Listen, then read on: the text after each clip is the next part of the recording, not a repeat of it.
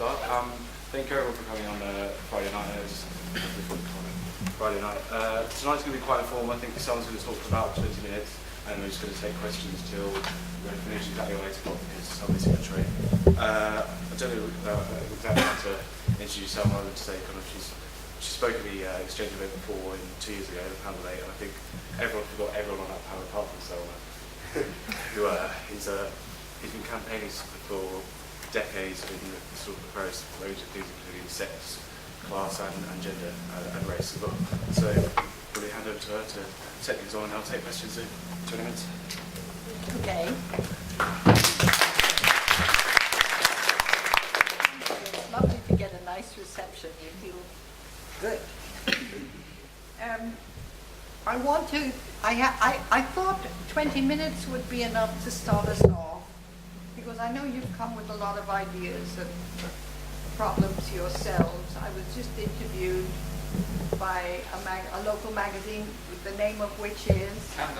Canvas, right. And spoke about some of my views there, so you'll be reading them not long. If you I'm going around speaking because we published this anthology of my work, which is on sale here.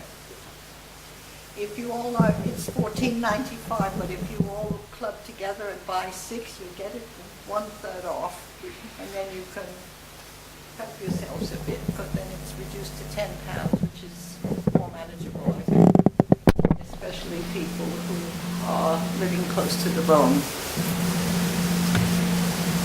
The women's movement is going to come up. Every movement is going to come up. That was heralded first by the riots and then by the occupation movement. I was down at the occupation a number of times, the occupation of the Stock Exchange in front of St. Paul's, and it did some very good work. It split the church. That was a very good job to be done, and we got Giles Fraser from it, who is absolutely dedicated to throwing the moneylenders out of the temple. And that's really a useful and important job that the movement has done, is to find another voice who will speak for us. He won't speak for us entirely. We have to speak for ourselves, but he will more or less speak for us. I was asked at one of the speaks, I can't remember which one it was, but they said, well, what to do about the Tories? I said, the Tories are not a problem. Labour is the problem. This man is incompetent. He knows nothing. He's not even charming anymore. He doesn't even lie well. But he's there as Prime Minister, cutting our throats because Labour has permitted it. And in crucial respect, in a really deep sense, we have permitted Labour to permit it. And that's fundamentally what I want to speak about. I was sent from London. Oh no, this is the newspaper I brought with me, which was The Guardian on Monday when I traveled up. And what they are saying fundamentally is that if they continue on their present course, they are going to have less of a stake than the US has in terms of what services will be available to us by 2017. I mean, they want absolutely not merely to cut the welfare state, because that's the beginning of what they're doing. What they're doing is destroying our access to survival. A lot of us will go to the wall. They are murderers on a mass scale. Already 20-something thousand pensioners a year die because they can't both heat and eat. Nobody bothers too much about that because, well, why? I don't know why, but nobody bothers too much about it. But that will happen to increasing numbers of people. That's what they're planning for us. And we are not unaware of it. That is, we may not know this particular fact or that particular fact, but we know that the government doesn't care if we live or die at least most of us plebs. And that was not a chance word. That's how he speaks all the time, only he doesn't say it publicly. And that's how they think of us. We are plebs and we are expendable. Even those of us who are a little better off and come from middle-class homes are not safe. Nobody is safe in their hands. The question is, what do you do about it? And of course, the solution is to form a movement, building on what has already been done. The Occupy movement, the riots, some of the unions. So Watka seems to be a good man and is ready to fight and is ready to call it on them. Well, that makes a change because there are not too many trade unionists who are ready to do that, at least trade union leadership. But he is, and we have to look at people like that and see how to bring them more into our orbit as a movement, as women, as men, as third world people, as young people. You all are mainly young people, students, and also to support what he is doing, to see that what he does that we like, the public knows we agree with. That's a terribly important job that you have to do if you want to build a movement. You have to support the people who are speaking for you and let the public know that they have support.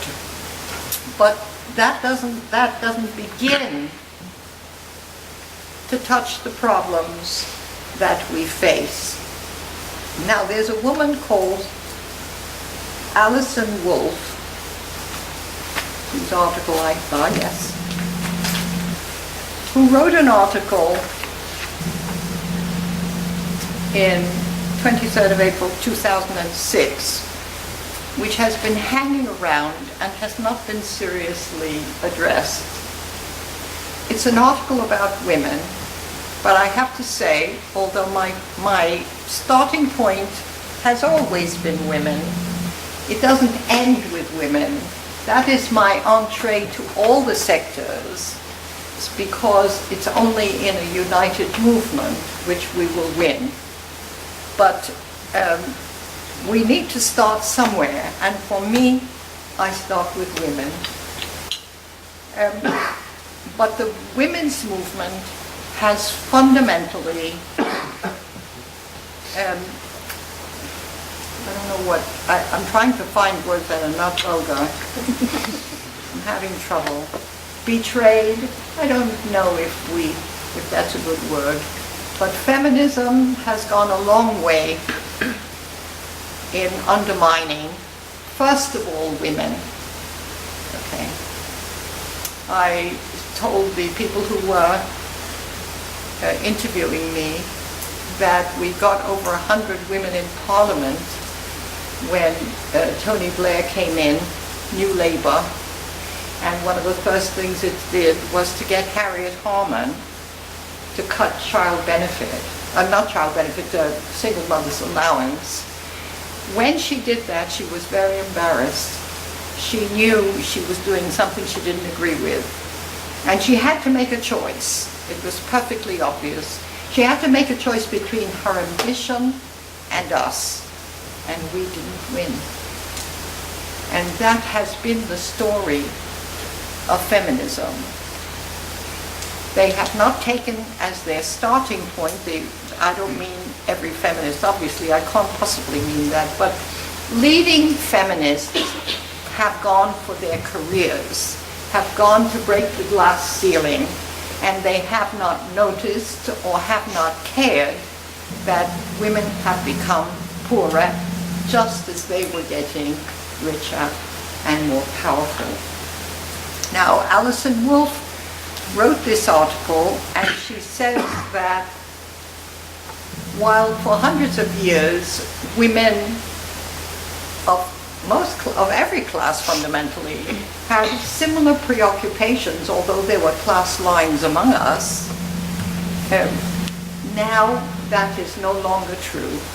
that the class line among women is much deeper and much stronger than ever it was, and she gives a lot of evidence for that. I'll give you just one small piece of evidence. She says, among young, educated, full-time professionals, being female is no longer a drag on earnings or progress. But for the majority of women, this sort of life remains a fantasy. Their families are their top priority. They dip in and out of the labor market, and they are concentrated in heavily feminized occupations such as nursing, occupations such as retailing, cleaning, and clerical work. The average earnings per hour and over a lifetime are well below those of males. Ambitious graduates generally belong to the first group, all other women in the second. And she says there's hardly a problem with pay on the higher echelons. That means a whole set of things which she describes here. That caring is no longer on the agenda of women generally, because we really have to fight to survive. And certainly what happens to the rest of us is not on the agenda of the women in the top echelons. So that the women's movement formed for all women to go up. But what has happened is most of us have gone down, while a few of us have gone up. This is not only true of women. This is true of black people. This is true of people with disabilities. This is true of the lesbian, gay, and transsexual movement. You know, they have a big fight in the queer movement, and the fight is against gay pride being a business. You know, it was not supposed to be a business. It was supposed to be a protest. It was supposed to be an opposition. So that we find ourselves in the position where the movements that we have formed, that many people have spent their lives forming, are no longer accountable to us, but are accountable to the market. That is rather an important word, because we are really directed at making the market the priority, which means that the reproduction of the human race and our relationships are not a priority. We have to be serving the market, or we are not doing anything important. Now, as you know, a lot of women make children, and that's not a priority. The government wants women to go out to work even faster than they have gone in the past. I was told something about Denmark today. 90% of women, I remember now, 90% of women in Denmark go out to work. And the government is considering, they've not decided on it, the government is considering making it illegal for the other 10% not to go out to work. There's some scam that they're involved in. They're unlikely to pass it in that form. That's how these things work. No, we'll never do that, except they do it a little bit. You know, that's how politicians do it these days. We now have to decide between, in building the movement, what kind of a movement we want to build, which doesn't do this to us. That's the point, isn't it? We want to form a movement which will continue to be accountable.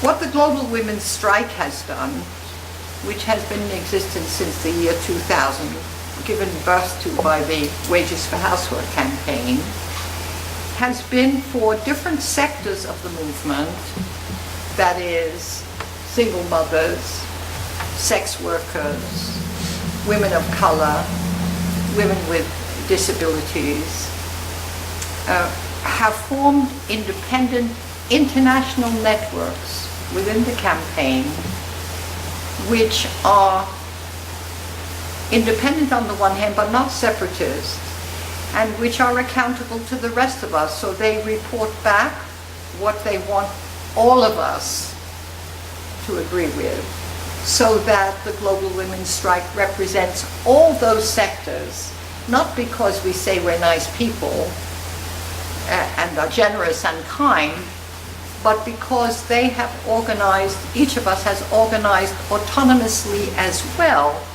so that the experience and the perspective of each sector, it becomes the property and the political perspective of the whole network. That includes women in industrial countries and women in the non-industrial world. We are organized as women because, unlike those who have broken the glass ceiling, we are expected to do the caring, and we damn well would like to see that caring done. We'd like to see it done by more than women, however. We'd like that everybody in the society is a carer, and we feel that only when men are also involved in caring will they be truly civilized, when they have children, when they relate to children as women do, not so possessive because we won't be invested in it in the same way, but that the relationships in the society are caring relationships, beginning with the new generation, but extending to every generation and every age. We don't know how that will work, but we know what the impediments are for trying it.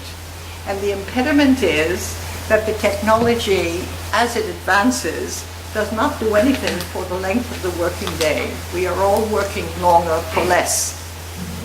And it is about time that we complain about it and demand that all of us work less so that we can care more. I've had my 20 minutes, and I'm sure that I've said enough to stimulate questions and discussion. A number of us, probably a lot of us, will be going to the TUC demonstration on Saturday. We don't expect the TUC to do anything for us. Nobody in that match, on that demonstration does, except some foolish people. Because the TUC does not exist to help us. It exists to make sure that we don't help ourselves. But we're going because we want to meet other people like ourselves, and we want to find ways to organize together. And we feel, when we understand all the work that women do and how crucial it is to everyone, and that women's justice work has been an important part of keeping men out of prison, of getting justice for those of us who have been stopped and searched more than they can count, in all kinds of other ways, women have been crucial, not only to the reproduction of the human race, but to the protection of young and old. We want that work to be acknowledged, first of all, by the movement. We don't expect David Cameron to praise our work. The big society never included women. I don't know if we included, in fact, besides those who graduated from Eton. But you get the drift of what I'm saying. We have to organize about our own needs in ways that are useful also to others, and to demand their assistance and unity on the basis of our actions, not merely our ideas, on what we do and on the power that we exercise. Okay, we can start now.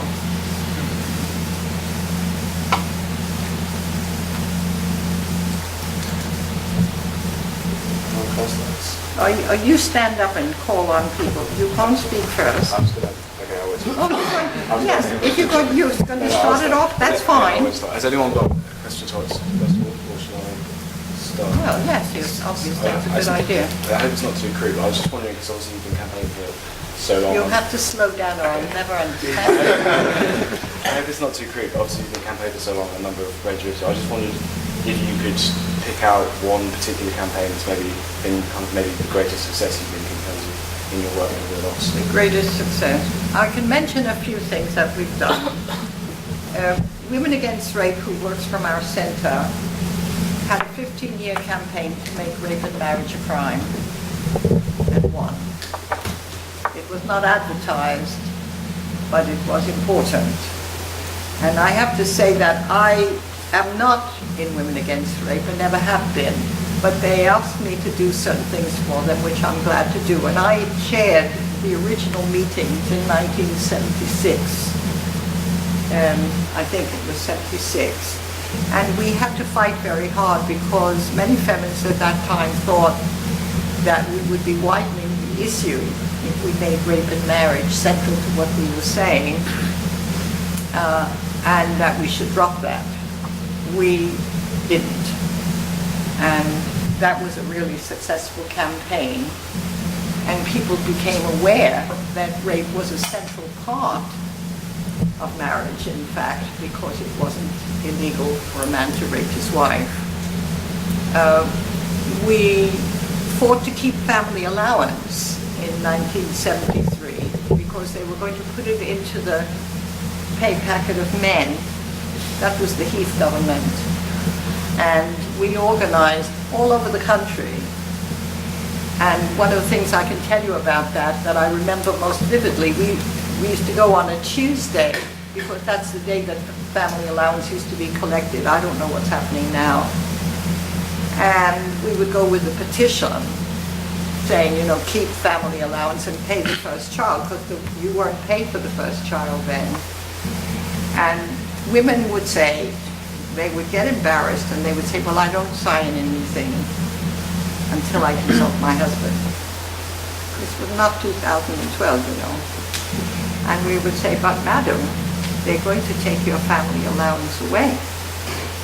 And she would say, invariably, in every part of the country, but this is the only money I can call my own.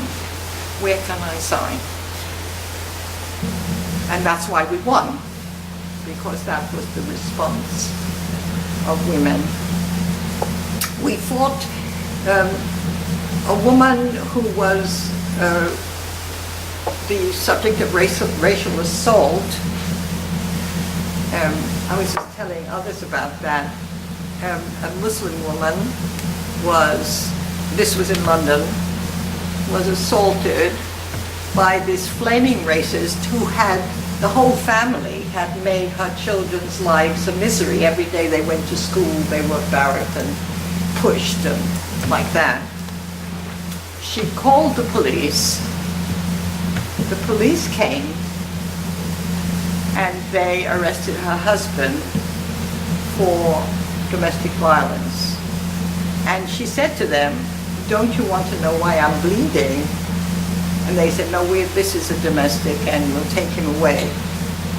They called us at the center, and Black Women Rape Action Project and Women Against Rape went and fought for her husband to be released. You know, you can't get them to do domestic violence. You can't get them when you call them. You call them on racist assault, and they're there for domestic violence. And to get the man finally arrested, he was in fact finally brought before the courts, and even the judge, who was very good, said, I don't know why the charge sheet does not include racist assault. It was for assault that he was done. But the racist thing, they left it off. That's the Crown Prosecution Service with the police. This is what we're up against. You know, you have to face it in order to change it. It's really hard. I really hate to know about it myself.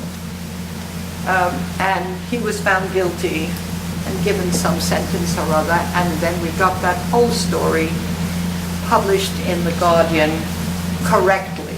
We worked with the journalist until she actually put all the facts down. So I consider that a success.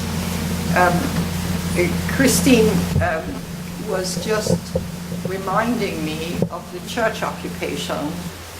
We took over a church in 1982 and were there for 12 days because of police illegality and racism against sex workers.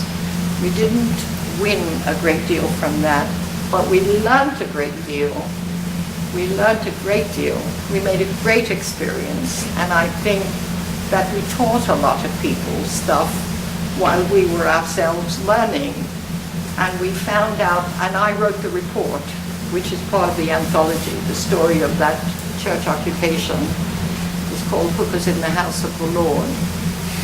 And we found out later that a group of women somewhere in Canada, I really don't know where, had got hold of this report and had studied it before they themselves took over a church. So I felt that we had done good work on an international level.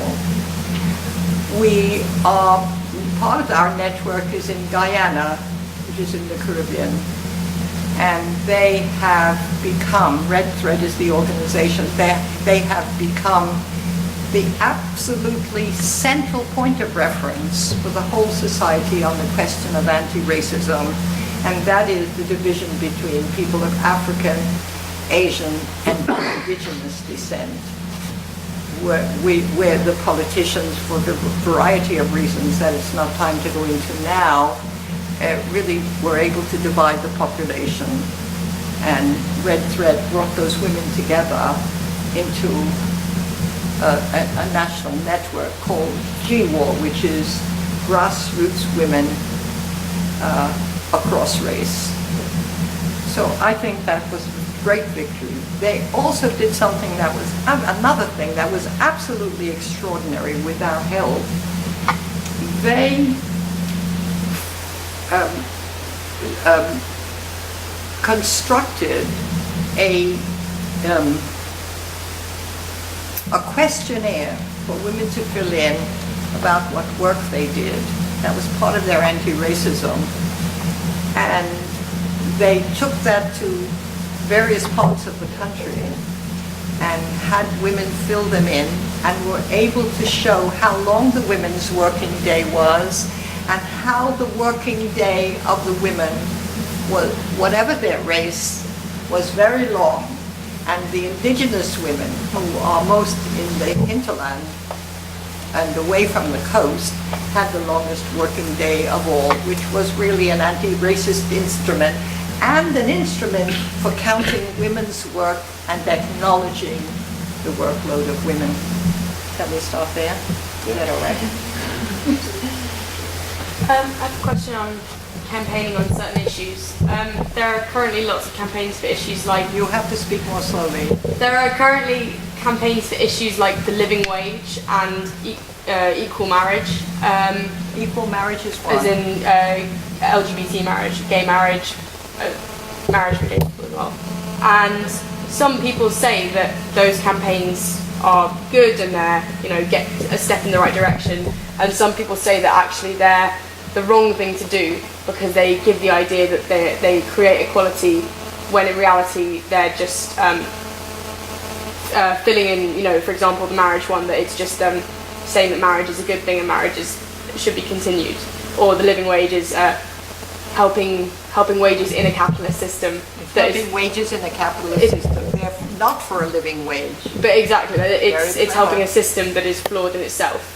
And I guess my question is, is it worth pursuing the small injustices in this system, or do you work to kind of change the mother of all injustices, or can you do both? And you can't change the mother of all injustices until you get a movement, and you get a movement by changing, or at least confronting every single injustice, beginning with those that you face or that you see other people are organizing on, that you want to participate with them on it. the idea that when you win, you lose is not one that I subscribe to. I never understood the logic that if you win, you justify the system or you show it works. Me, I feel if I win, I prove that I can be powerful. I'm not proving that they can be powerful, I'm proving that they can be weak. I don't believe there's a shortcut to winning. I think you have to go through winning various things and standing up for various things even when you don't win. You see, the church occupation was a good example of that because we didn't win. What we did, because we couldn't, they wouldn't do anything. We said, well, give us a monitor, and we wanted someone who was, a qualified person, not one of us, neutral, so to speak, who would go into the square where women were being arrested and document what was happening to women in the square. And in addition, if they were there would probably be less arrests than if the police were not being monitored.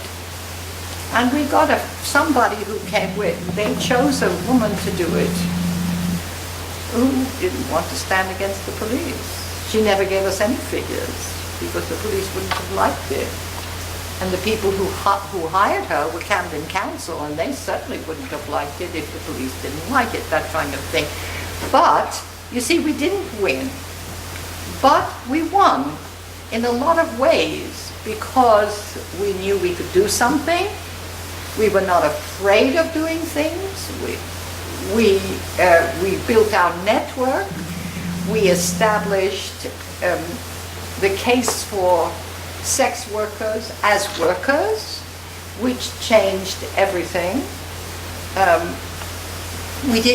We accomplished a lot. In other words, when you make a struggle, even if you don't win, if you are well-based in the sense that you're not there to attack other workers, but you're there to attack the establishment, and if necessary, other workers, but only if necessary. That's not your primary concern. You're not trying to prove that men are backwards. You're trying to prove that the police and the powers that be are not on your side, and that you can raise the injustices in a public way. When you do that, you do move the political climate. It's not necessarily perceptible, but you do make a change. I came here today, somebody told me that people remembered, they didn't remember the other people on the panel where I spoke. I hardly remember it myself. But they remembered me. You know, that's a big victory to me.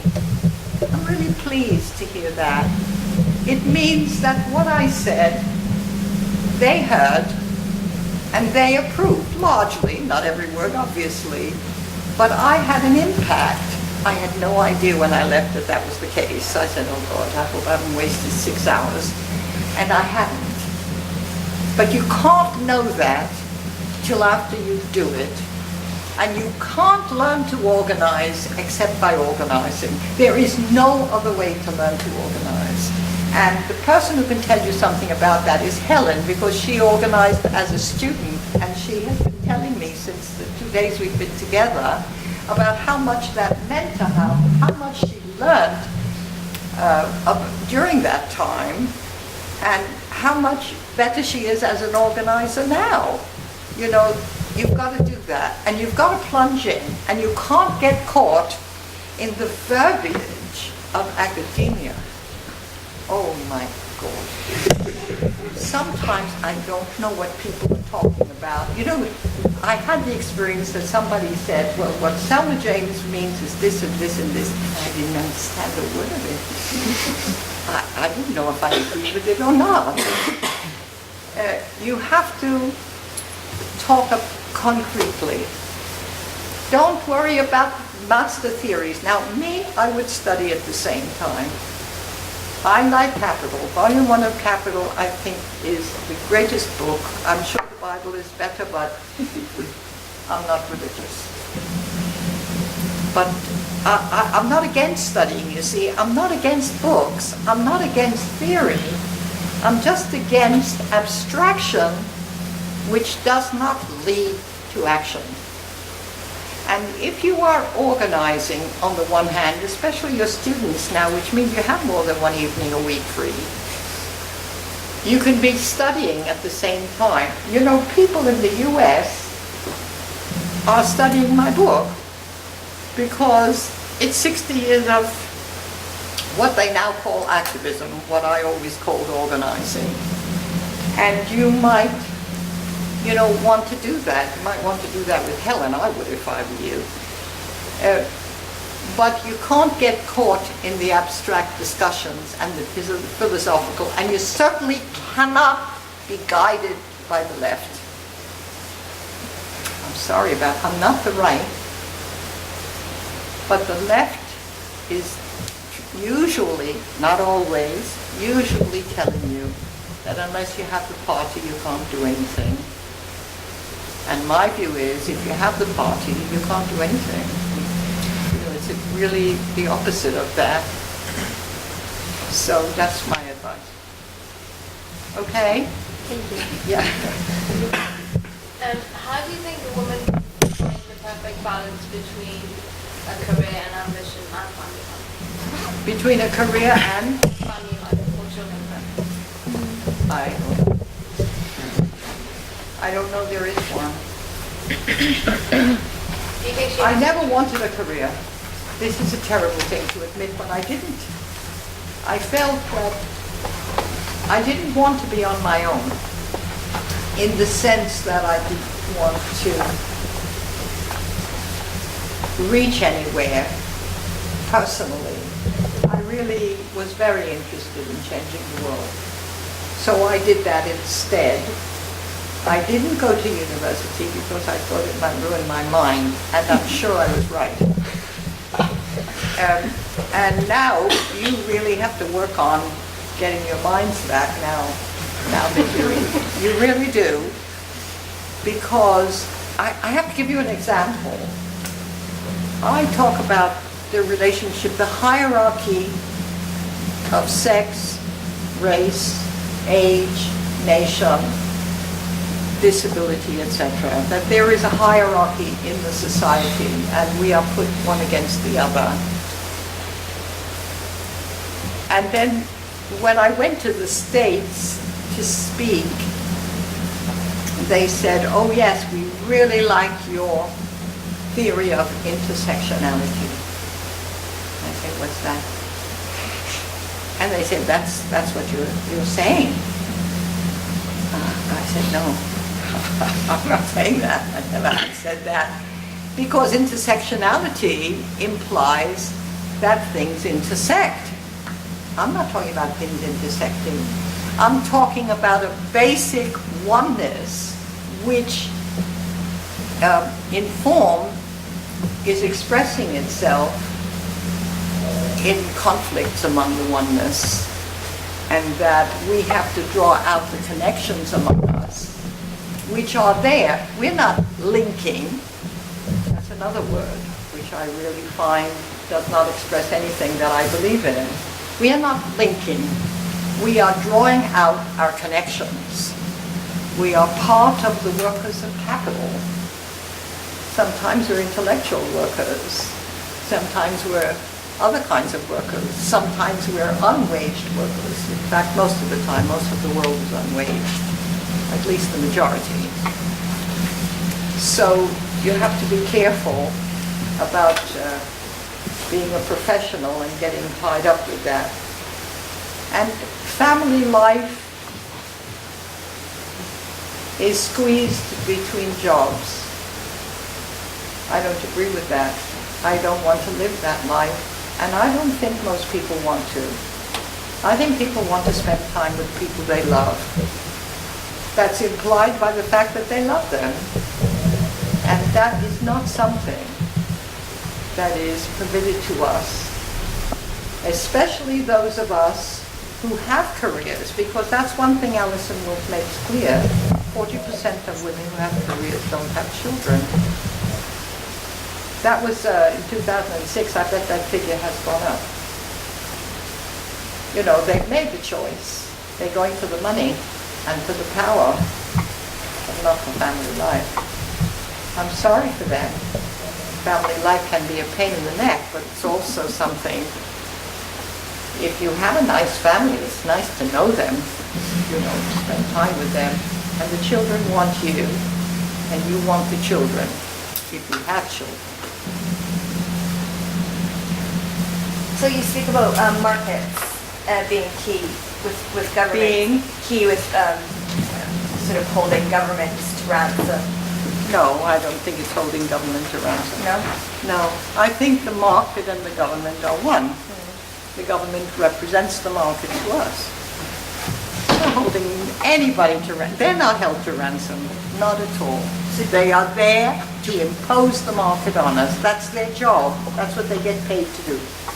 So would you see like the unpaid labor, do you have like an idea of a minimum payment that should be made to mothers, to carers, to people who are doing unpaid labor? I think that people who are carers, either for people with disabilities or people who are elderly and frail, and people who take care of children, and they should get money for that work. I think it's invaluable. I think it's fundamental. I think we should respect it. You know, and I don't think there's any way to respect women unless women's caring work is acknowledged. I realize that not everybody here sees herself or himself as a carer. I realize that. I do suggest, however, that maybe you do some caring and you should consider whether you're doing that work.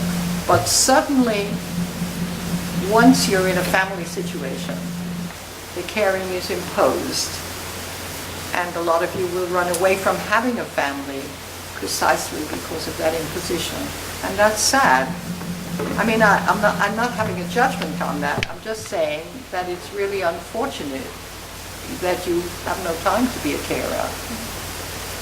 It's difficult, I think, when you do have children and trying to balance that as well, because it is, I think it's near on impossible without getting somebody else to do that job for you. For instance, the government pushes it into childcare options, or foster out your children to alternative people that you don't know, and so to get you into work. And that's where I think feminism has sort of done a disservice in a way. It's disvalued that role at home without putting a value onto it. So politicians can say, or mothers were fantastic, i.e. Obama, and they've done great things for us, but yet where is the concrete value? It's lip service. That's how I feel. I think you're right. This is a book that you should get hold of. Who knows Eleanor Rathbone? Okay, please raise your hand if you ever heard of Eleanor Rathbone. 1, 2, 3, 4, 5. Is that right? Have I missed anybody? No. She was the most famous woman in Britain in the 1940s. She was the woman who fought for and won family allowance. She has an extraordinary story to tell, and feminism has blanked her, really kept her out. And I saw them do it, you know, I saw feminist scholars do it. Well, not much. I mentioned a couple of things about her to whet your appetite. She came from a family of ship owners in Liverpool who refused to carry slaves. That's distinguished. You know, it's a good start. Her father wrote, Rathbone's father wrote to Florence Nightingale and said, look, we need your help. You must come to Liverpool because the people in the workhouse are getting the most horrendous health care, and you have to tell me what to do, so please come. She wrote back and she said, I can't come. but I'll tell you exactly what to do. And if you follow it, you'll be okay. He said, tell me and I'll do it. He founded the district nurses. That was her father. The district nurse system, and completely transformed the health services to people who were in the workhouse. And when she came to power, when she became an MP in the 20s, she was part of the suffrage movement. There used to be a seat called the Joint University. Oxford and Cambridge had an MP to represent them, and that was until very late, until the 40s. And she fought for the Jews to be let in from Hitler, Germany. She fought for Indian independence and against child marriage in India at the same time, and she wrote in words of one syllable to Nehru, saying what she thought of his movement, which was not paying attention to the situation of Indian women. She was on a delegation with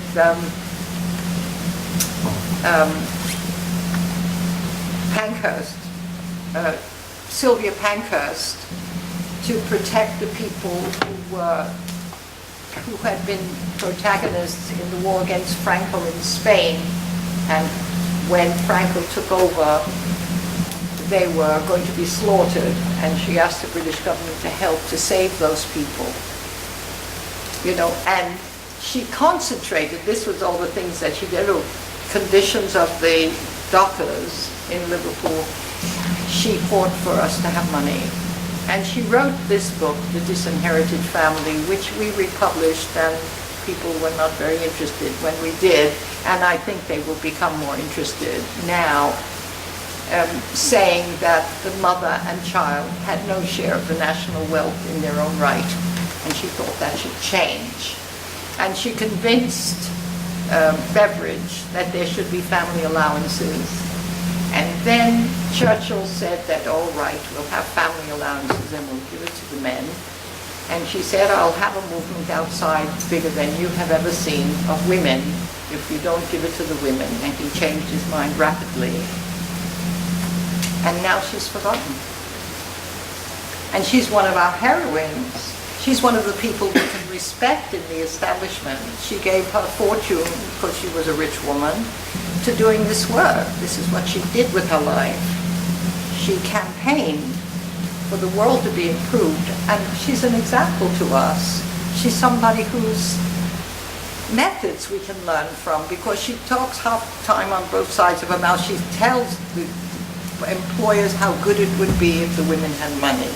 You know, she had to lie, but she did it very well. And she went to the miners. That was the only union that would hear her. And she's told them, if women had money, you could go out on strike, because they would not starve. The children would not starve. And the miners said, yes, we like that. And they backed her. Anyway, that's a potted history, but here's somebody that we can look for. I think some of the criticisms you've drawn out of feminism serve to illustrate that any movement isn't a homogeneous single type of opinion or single entity. That a movement moves, it's got different parts to it. You know, it's a conglomeration of everyone's thoughts and opinions, and you know, just because one feminist says something doesn't mean that everyone who brands themselves a feminist agrees with them. I think you've drawn out, you know, some of the problems of feminism, that it's sought to stand for so many different things that at times it has looked like it has got the wrong one. Some parts of feminism have picked the wrong stream. They've made the wrong decision. And I guess my question is, how do you keep a movement together when there's so many splinter parts to it? How do you keep it together and focused on moving forward and not self-destructing in that way? Well, I think as an Irish person you would know something about that. I know that a movement has many opinions, especially when it begins and it's amorphous. But then the movement clarifies itself and you begin to see class trends. Okay. What I was saying is that the movement has clarified itself. It started in the late 60s, early 70s. Pardon me, and there were fundamentally two wings of the movement. Oh good, I still have some time. One of them was that the movement must go for careers. The other is that the movement must go for money for women, for all women, from the bottom up. Those were the two perspectives that faced each other. And Eleanor Rathbone knew that, and I want to read a paragraph of what she said, if I can find it quickly.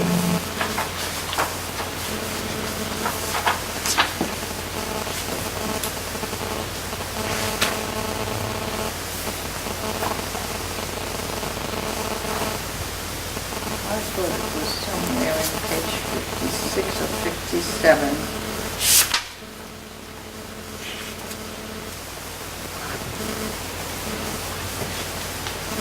Okay. Helen, do the services. The type is a bit small for me. I'm having a problem with my type. Read it slowly. Like every other Yeah.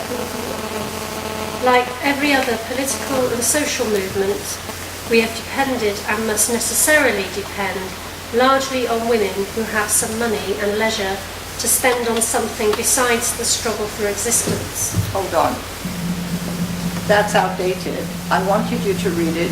I wanted her to read it because it tells you what Rathbone had to deal with. She had to deal with women who had a little something, who had time to campaign and money to campaign. Working class housewives are absolutely stuck. Such women had mostly got all they wanted for themselves out of the women's movement when it gave them the vote, the right to stand for parliaments and local authorities, and to enter the learned professions. Consequently, many of them have either left the movement or are giving it rather a half-hearted and inactive allegiance.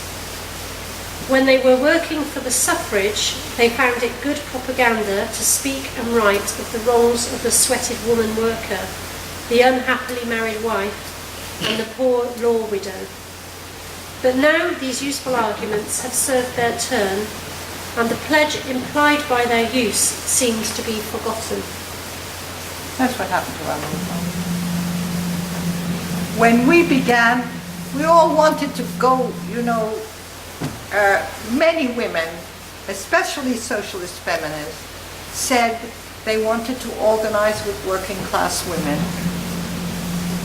They weren't mainly working class women, but they said they did. But they don't now. They've forgotten that. They are, I remember the women, they are heads of departments at universities. They are members of parliament. They are QCs. They are doing very well, thank you very much. And as for the sweated worker and the unhappy housewife and the poor law widow, well, what about them? So, I agree that we begin as many, but I also think that we clarify ourselves. And when the time comes to say, well, are you going for careers? Are you going to join the men or to undermine and change the society for women and for men? They're not even there anymore by that time. They're already on the career path.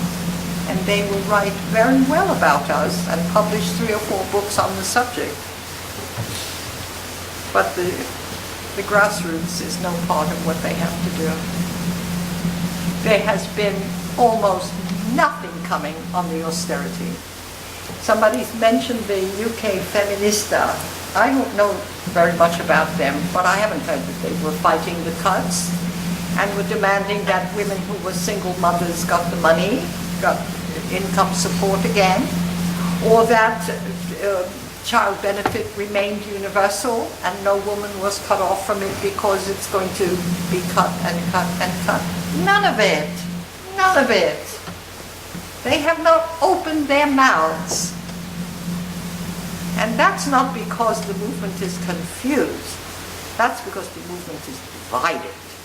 And it's divided along class lines. And every movement is. The Irish movement too. You know, Connolly stood out against a lot. He had the backing of working class people. They wanted something other than what the nationalists wanted. I'm sure you know more about that than I do. But every movement splits along class lines, and you have to decide which class you're going with. Have no choice. You could float, then you go with the others. You know, you don't float into the working class.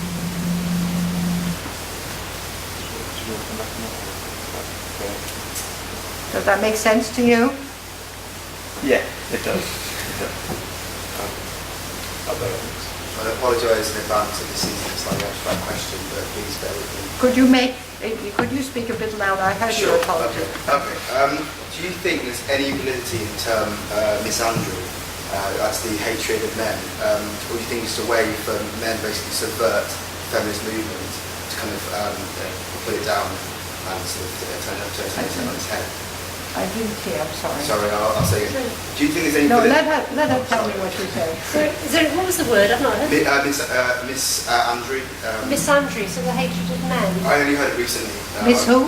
Miss Andrew. It's a word, misandry, which means hatred of men. I never heard of it. No, I haven't heard it. I'm just reading about it now. I read an article about it. I thought it was a miss somebody or other. Yeah, I thought it was a okay, person. sorry. But do you think that as an intellectual current has the potential to put down the feminist movement? Do you think it will? So do you think that has the potential to put down the feminist movement? What? This new Is it kind of idea that's come out called misandry, which is Which about the means- hatred of women. So it's like the opposite to misogyny. It's the hatred of men. So Yeah, it's the yeah, opposite yeah, of yeah. misogyny. It's like So it's this like new thing that's being called misandry, which is like the opposite of misogyny. I don't think they have a future. I had a most interesting experience. We were very much part of the Women's Committee of the Greater London Council when Ken Livingstone was the mayor. Was he mayor? No, he's leader of the Leader, that's it. He was leader of the council, the Greater London Council of the GLC. And I used to see, there was a lot of lesbian separatism at that time. A lot of women felt they wanted to live not only independently of men, but away from them. That was entirely up to them. And I had no view of that. But they made it absolutely clear they didn't even want to go to the homes of women who had sons. They were very hot against men. Except Ken Livingstone, they thought he was lovely. He was in charge of drums. You know, when they used to say, you know, that after that, I'm an irritant, I admit it freely. You know, they used to say, well, we don't like men. I say, except the ones that can give grants. Of course, you like those. And they would look at me to kill, but they couldn't kill because it was illegal.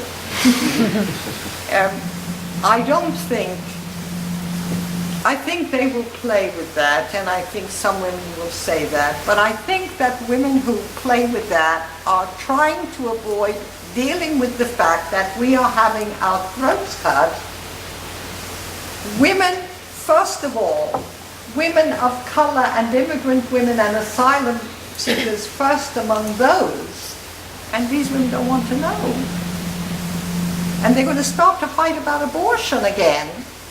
As if poverty is not the issue. And for me, poverty is the issue. It is the bottom line, and it is first of all the issue for women. And you cannot ignore or deny that, because it is a palpable fact that you can see. Every time there is a cut in the benefits to women, there are more women on the street working as prostitutes. There is more violence against women because women cannot leave men so easily as they did before, even if they're violent. You know, there's more child molestation because women cannot defend their children against these men. You know, everything that we suffer is increased if our access to independent money is decreased. And yet they don't fight for the money. I don't want to know. I really do not want to know, because I feel that they are hiding. You know, to fight for abortion is a truth, but it hides a greater truth. If women had the money, there would be no problem with abortion. We would buy it if we had to, but we can't. And I'm not saying that we shouldn't campaign for abortion. I'm not saying that. I can't possibly say that. We have the right to abortion. What I'm saying is, if you put all your eggs in that basket, then you're saying what basket you like. And you're saying what you do not care about, what it is not your priority to fight for. And I'm really against that. And I'm sure a lot of people here are. I call it, you know, people are intimidated to be critical of feminists, but I'm not really. I don't think I can afford to be. You know, Eleanor Ruffin was a feminist. Virginia Woolf was a feminist. You know, I'll just tell you one thing about Virginia Woolf. We used to wear badges saying, "As a woman, I have no country." And some badges said, "As a woman, as a woman, I think the whole world." As a woman, you know, something, "I have the whole world," or something like that. But they cut a sentence in the middle. What she said is, "As a woman, I have no country." As a woman, my country is the whole world. That's what she said. As a woman, I have no country. As a woman, I want no country. As a woman, my country is the whole world. But they cut the middle line out. Nobody told me that she said, "I want no country." You know, just like, imagine, what's his name? Lennon, John Lennon. You know, imagine there's no country. Yes, Virginia Woolf imagined that. I mean, and there are quite a number of people who did, but she did, and she's a great feminist heroine. But she's censored. And she called for wages for mothers of the middle class in 3 guineas, and we don't hear too much about that either.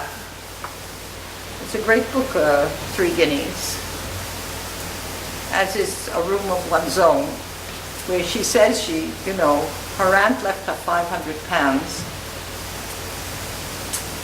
and she said something else happened that day, but between them, the important thing was the £500, you know, because then she could be a writer, because she could have a room of her own, and 500 a year.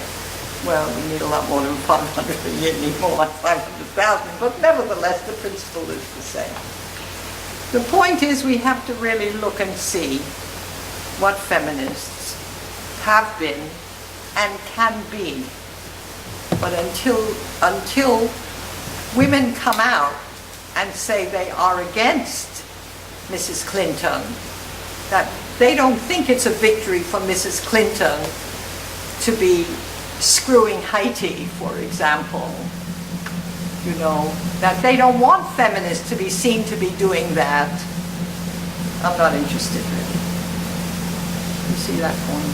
I mean, you may not agree with it, but you see the point I'm making. I do. I agree to an extent. people will always claim the title when you don't believe they should have that title. I think, I don't think I'm twisting your words too much when I say that. You know, while Hillary Clinton may claim that she's a feminist, we might look on and say, no, you're not, because you're doing these things which are not feminist. I don't argue. I just don't call myself a feminist and leave it at that. People say I'm a feminist and I believe in this and this and this and this, and they're good. I say great. You can't argue about it, but we're having a discussion, which is why it arises at all. But there's no point in arguing and say I'm for feminism, I'm against. I'm never going to say I'm against feminism. People will assume that I'm against any freedom for women. I can't say that. But know that people are using the title feminist to do the most dreadful things. That's what we need to know. And we have to judge the women not on what they call themselves, but on what they propose and what they actually do. And I think then we will agree. Absolutely. As someone that's been involved in activism for women's rights, but also someone that's maybe a little bit sceptical that governments have good intentions, I'd like to ask you what you think of the Julian Assange case. Of the Assange case? Okay, here we go. I think that Assange should be before a court of law. But I do not believe he should be sent to Sweden because he will be in the cell next to his colleague, the young man who gave the information, or who was said to have given the information. What's his name? Pardon? Bradley Manning. There's a problem. There are a few problems. The first of those problems is that Sweden was one of the most progressive countries in the world until they killed Olof Palme and never found the person who did it because they didn't look too hard. Because they wanted him out of the way. He was anti-racist, he was anti-Vietnam War, he was accepting asylum seekers, he had a humane platform. Well, he had to go, didn't he? And Sweden has retained the reputation that Palme gave it without Palme. The second thing is that Sweden is one of the most racist societies you can find. They do everything half female and half male. Everything is very equal upstairs. But nobody complains about the racism. Except black people, of course, who are people of color who are being attacked by it. Julian Assange was accused of rape of some peculiar kind, which has to do with the law in Sweden. He was in Sweden. He said, question me and charge me if you find nothing. The guy said there was no case to answer. He said, okay, then I'm going. They didn't push him out. He didn't run out. He just walked out because they were not interested. This is the truth. Is that right? I mean, do people know that this is the case? He went to England, and they then started to say, yes, he raped. His lawyer said, come and question him and charge him. They said, no, we can't question him in England. Why? We don't know. They can't charge him without questioning him. So all we know about him is that there are some rumors. That's all we know about Assange. I'm quite prepared for him to face a court of law. He can face a court of law anywhere, but he first has to be questioned and charged. And the British government, in its idiocy, almost invaded the Ecuadorian embassy to get him out. And some people said, are you mad? Every embassy all around the world will be invaded by all kinds of people. You are opening the way to murder of all your employees. They said, all right. They called the police back. They were in the building. He was charged by two women. One of the women is a friend of the Israelis and is a friend of the anti-Castro Cubans. Now, I don't trust people like that, but she said rape. Everybody's charge of rape has to be taken into consideration.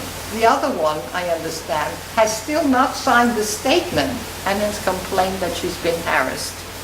So there's one woman who wants him to be brought before the courts, but she doesn't. But we say, and many people say, he's not to suffer from rendition. Many people have.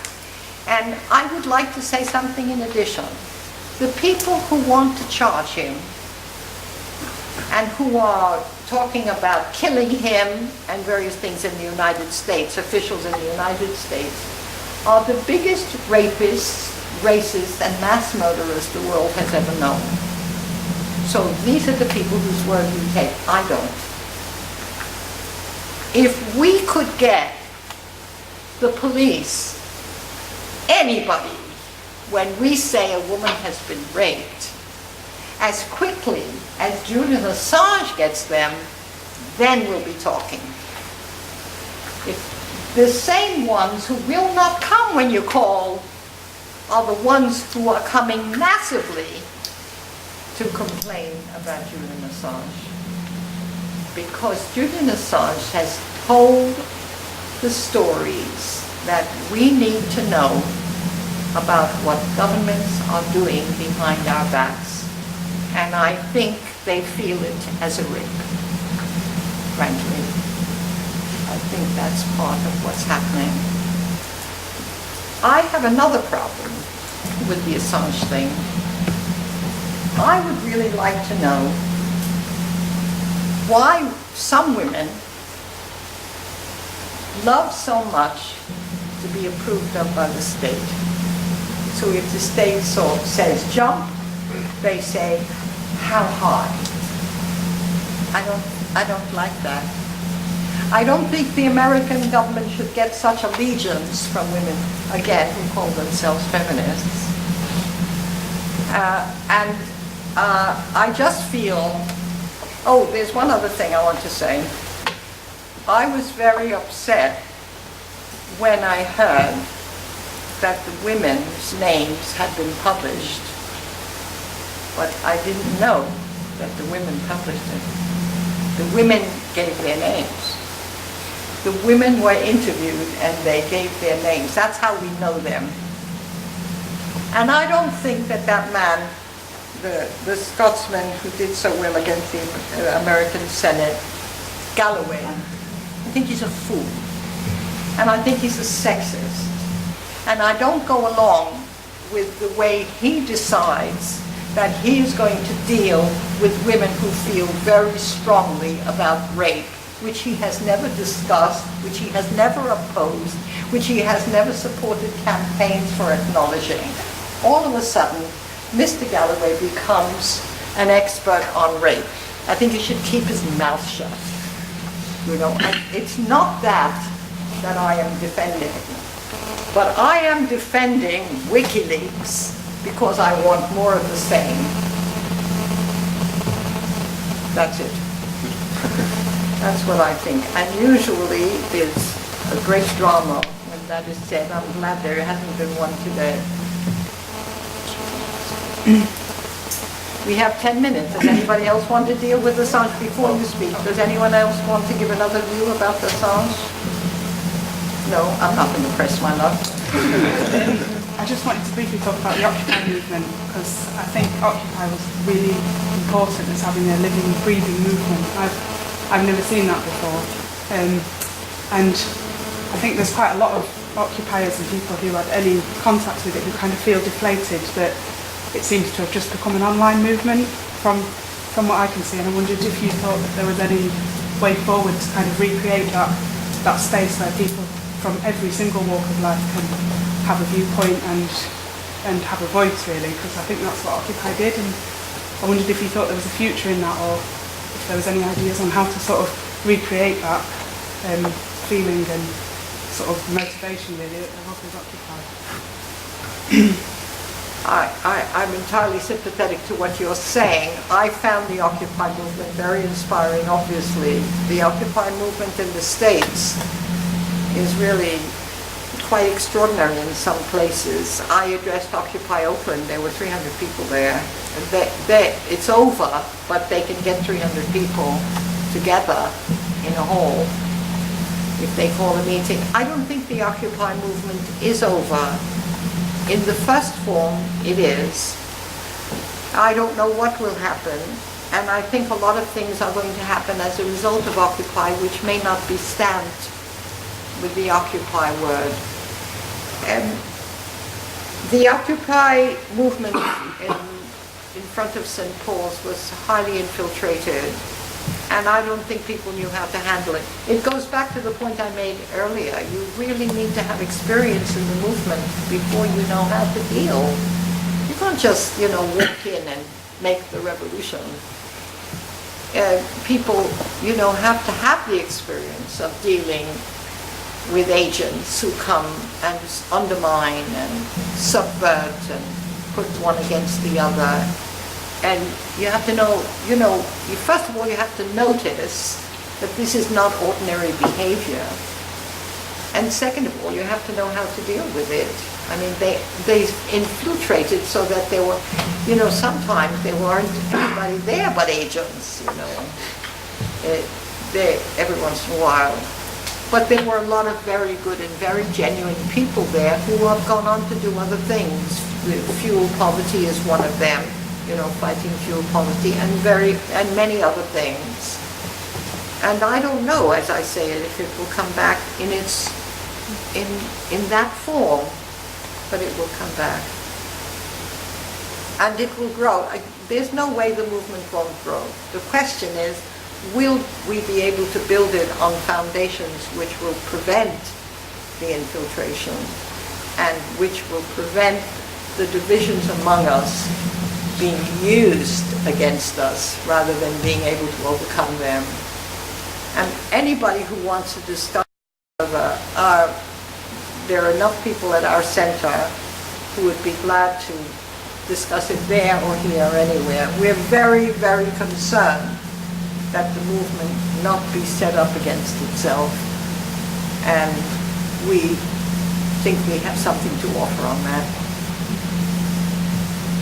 One more question and then, like Cinderella, I disappear. I think Harry, there's two people who've got questions. Do you want to both ask your questions like quickly and then you can respond to both of them quickly in the last sort of 7 minutes? So you want to go first?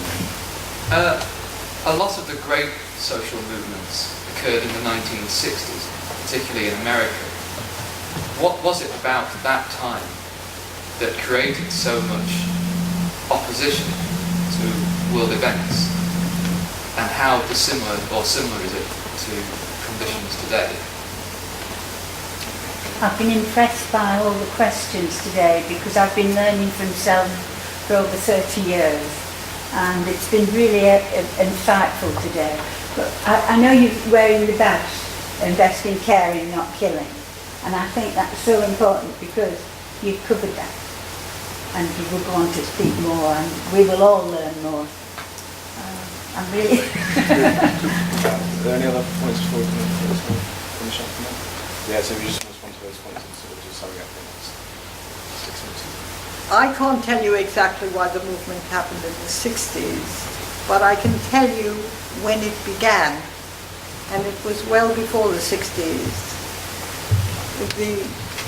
In 1947, there was a big upsurge in the United States of waged workers, which, as usual, didn't go anywhere because the unions really prevented it.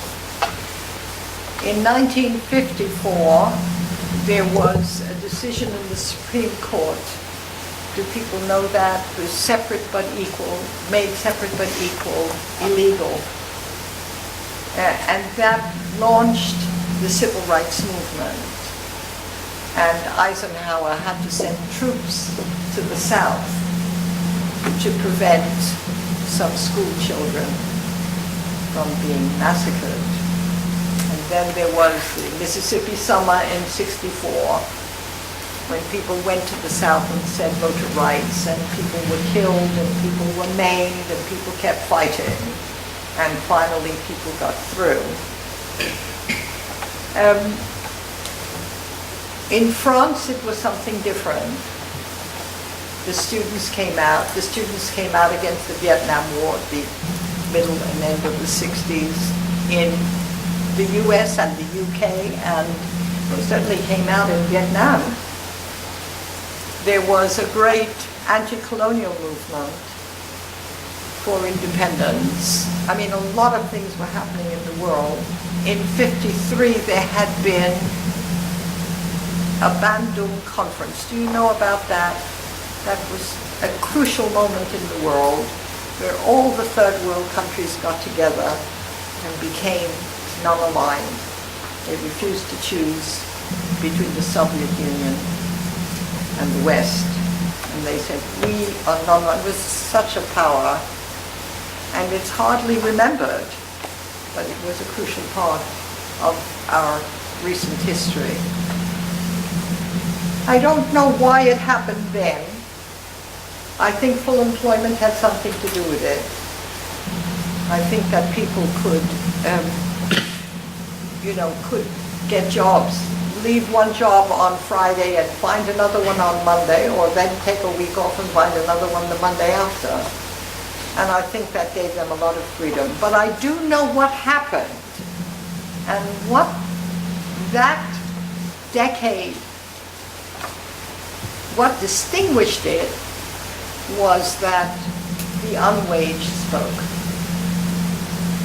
And we busted up the old notion of what constituted the class struggle. At least some of us understood that if you're fighting capital in the streets, you're part of the struggle. And if you're a student and you have no money, and you're fighting for an increase in your money so you can live, and you're fighting against the Vietnamese being slaughtered, that you're one of us. In other words, a whole set of people found their autonomy in fighting the state against war and impoverishment, who had never come out in their own names. The lesbian and gay movements, the women's movement, and various sectors of the women's movement. The seat-car sewers of East London, whose struggle resulted in a bad Equal Pay Act, but it was an Equal Pay Act. So many things were happening in the world at the same time. And then it was destroyed. It was destroyed by murdering the leaders of the black movement. Really, it was a slaughter. Fred Hampton was and Malcolm were the greatest losses to the movement everywhere, because Fred Hampton was 21 and he was organizing for Latino and Afro men, at least men, to work together rather than be divided, rather than have gang wars. And he had made great progress in that, so they shot him dead in his bed. It has never been really discussed, like who did that and why aren't they up for murder? They incarcerated thousands of people, put them in prison. Some of them are in prison to this day. And in the UK, the movement fell apart really and became not very much. Mainly because of what had happened in the US, I have to add. That really undermined it. And then when Thatcher came in 1979 and said there's no such thing as society, I have no responsibility to you, you have no responsibility to me, all of us should get on together on my terms, and she defeated the miners, and that was the nail in the coffin for the movement in this country. Why it happened the way it did are wiser people than I will have to say. But that's what happened, or that's some of what happened. And we have to do things differently. And we have to have a much higher degree of mobilization of everybody. You can't leave it to the people in the front who speak good, because they often speak nonsense. Good, they speak good nonsense. And that's what we have to work for now. Okay, I think that's all I was actually to say. Thank you.